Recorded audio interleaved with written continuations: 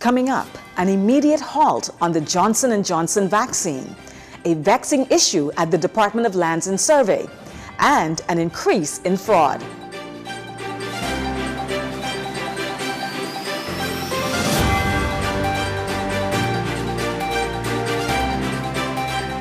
Good evening, everyone. I'm Synovia Williams with your JCN News for Wednesday, May 6th. Thank you for joining us. The Ministry of Health and Wellness making an immediate announcement today that it has halted the administration of the Johnson & Johnson's COVID-19 vaccine.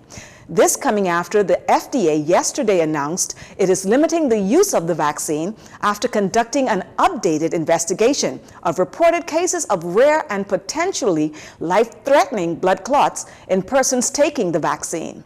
The report notes that the vaccine is still available for use in emergency situations, and its use will be limited to persons 18 and over and those who otherwise would not have access to any other vaccine.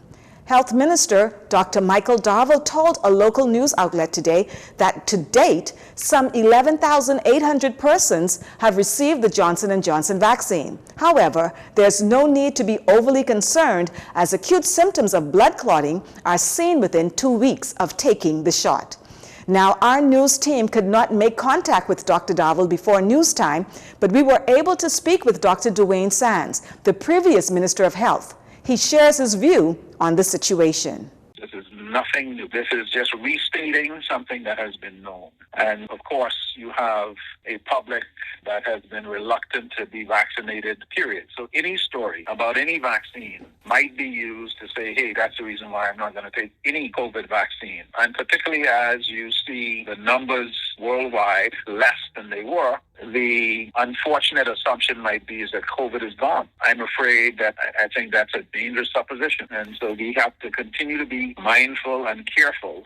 We have seen this story play out before, after the first wave and the second wave and the third wave. I think we need to encourage people to continue to get their vaccinations and boosters when appropriate, to continue to be cautious and to practice hand washing, social distancing wherever practical, and to stay safe. Sands notes that his fear is that people will allow this situation as fuel for vaccine hesitancy.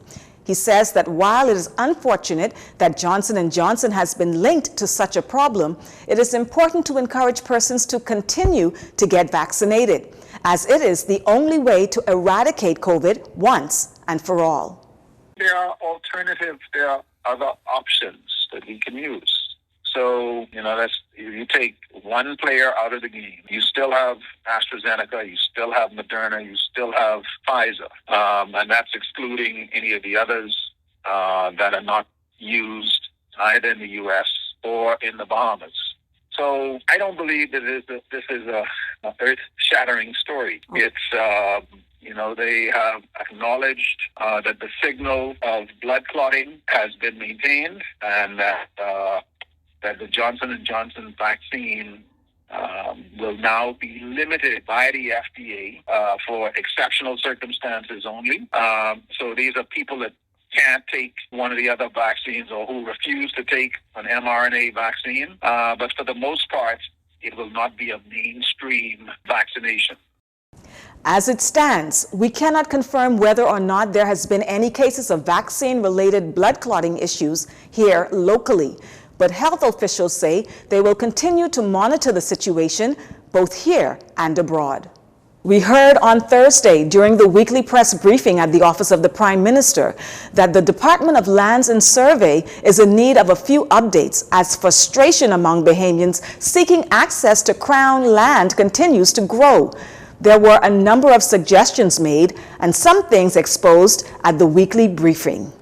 Operations at the Department of Lands and Surveys need to be updated urgently if the government is going to keep accurate records on availability and use of Crown land on islands across the archipelago. This was brought to light by Mark Dowell, land manager responsible for Crown lands in the Department of Lands and Surveys, who says the prehistoric system that existed from the 1950s can no longer suffice, and as a result, he believes squatting and taking of Crown land will continue. What I realized with Crown land, our system is pretty old, and population-wise, like back from the 60s, 50s, and 60s, it was working pretty smooth back then because the population growth wasn't as it is now, you know? So we dealing with a system that was in place from the 50s and 60s. Still trying to work with that now in 2022, you know? That's why we having all these issues with people aggressing land and trying to take land over. So our whole system needs to be revamped. We can't be working with a system from the 60s and 50s to handle the situations of 2022. Mr. Dovell said there are no accurate records showing which parcels of Crown land across the Bahamas are occupied or vacant. He says there is a huge backlog with thousands of applications for residential and commercial Crown land. He made the following suggestions for a new system at the Department of Lands and Survey. With applications, we still dealing with paper applications. We need to have digital stuff online where people just fill in online and they can have like an automated response that give them an acknowledgement letter. And they would be able to have some kind of tailor to tape what's happening with the application process. But when you bring in paper and you only have like 4 people in registry and you're having a bulk load of these applications come in, everyone wants to be satisfied or accommodated according to land. We don't have the amount of people to deal with that. It needs to be digitized, and we need more manpower on the outer islands to watch land. And even if they have to work with the administrators over there, you can't operate and control land by sitting here in the capital.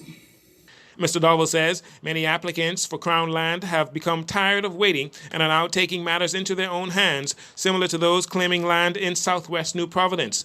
While suggesting a moratorium on new applications for a period of time in order to process current applications, Mr. Dovell revealed while many applications have gone unprocessed, some Bahamians have successfully accessed Crown land on multiple occasions.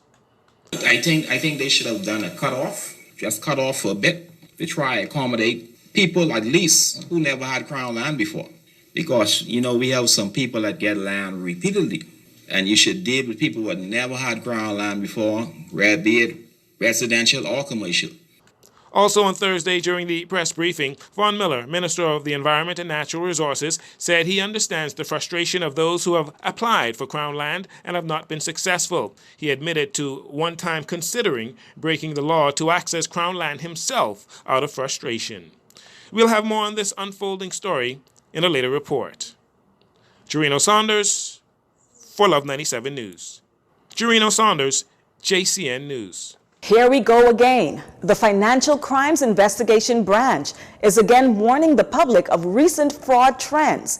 In a police press statement, the FCIB says fraudsters are contacting victims through social media, usually through the advertisement of products and services like job searches and contracts, showing photos and other documents as proof of authenticity. They then ask for funds to be wired or deposited to web shop accounts.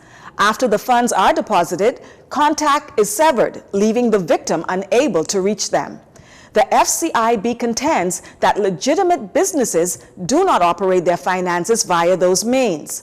Now, fraudsters have also been soliciting monies from foreign nationals who, due to language barriers, are not familiar with the application process, presenting themselves as facilitators offering to assist with various application services, including work permits, residency permits, and opening of accounts. Again, disappearing soon after receiving the funds. Police are advising that there are standard application procedures, particularly for government permits. Police are urging members of the public to remain cautious and stay vigilant about their online activity.